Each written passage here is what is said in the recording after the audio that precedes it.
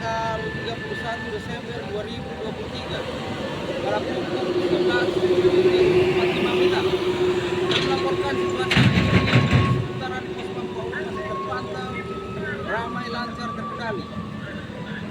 Kendaraan didominasi roda 2, roda 3 dan roda 4 seperti yang kita lihat di belakang saya dari arah kota Betawi.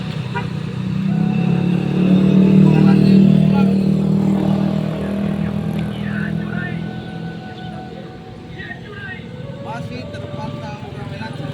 Jadi diharapkan para penjalan agar selalu menjaga keselamatan saat berkendara dan mematuhi aturan-aturan berlalu lintas. Demikian yang dapat saya laporkan dari Pos Pampa. Salam presisi, salam sigap, Batas hadir. Assalamualaikum warahmatullahi wabarakatuh. Selamat siang, teman-teman.